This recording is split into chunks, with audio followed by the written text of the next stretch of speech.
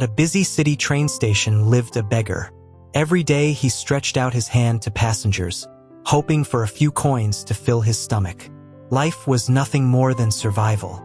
One ordinary day, while he begged as usual, he noticed a tall man in a suit walking by. The beggar thought to himself, "He looks wealthy. If I ask him, he might give me something more than others." He approached the man, but instead of giving money, the man stopped and asked, "You are always begging, but do you ever give anything to anyone?" The beggar felt embarrassed. His eyes dropped to the ground as he replied, "Sir, I am just a beggar. I have nothing to give anyone." The tall man shook his head firmly. "If you cannot give anything, then you have no right to ask. I am a businessman. I believe in trade. If you offer me something, only then can I give you something in return." With those words, he boarded his train and disappeared, leaving the beggar in silence. The words stayed with him, echoing in his mind long after the man left. "Maybe I don't get much because I give nothing in return," he thought. But what can a beggar possibly give? He wrestled with that question for days until one morning, while sitting near the station, he noticed flowers blooming on the plants nearby. A thought struck him like lightning. What if I give flowers in return for money? Excited, he picked some flowers and began his usual routine. But this time, whenever someone gave him coins, he handed them a flower. People's faces lit up with smiles. They cherished the flowers and gave him money with more joy than ever before. The beggar felt a sense of pride he had never known. Day after day, he repeated this. He collected flowers every morning, and people gave him more money than before. But he noticed something else too. On days when his flowers ran out, no one gave him anything. The lesson was clear. To receive, you must first give. One day, fate brought back the same tall man. The beggar ran toward him with eagerness. "Sir," he said, "today I have something to give you. Please give me some money, and I will offer you this flower in return."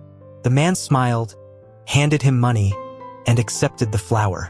With warmth in his voice, he said, "Today, you are no longer a beggar. You are a businessman, just like me." Those words filled the beggar's heart with joy. That evening, he raised his arms to the sky and shouted, "I am not a beggar. I am a businessman. I can become rich." People around him thought he had lost his mind.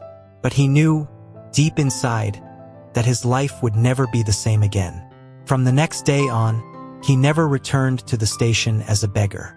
6 months later, at the same station, 2 men in suits boarded a train. They shook hands as strangers, but one man asked, "Do you remember me?"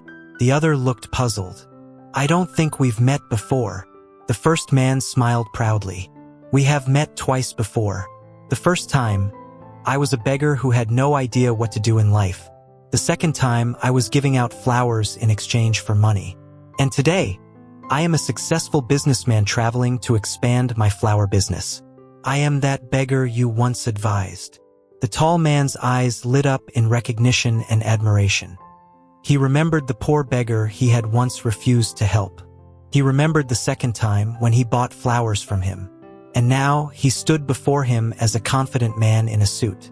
The once poor beggar explained with gratitude, "You taught me the rule of nature. We only receive when we give. That truth changed my life. People never gave me money out of pity. They gave because I gave them flowers in return. I realized I was not a beggar. I was a businessman. My flowers were simple, but they brought people joy. That joy became my trade, and it gave me success."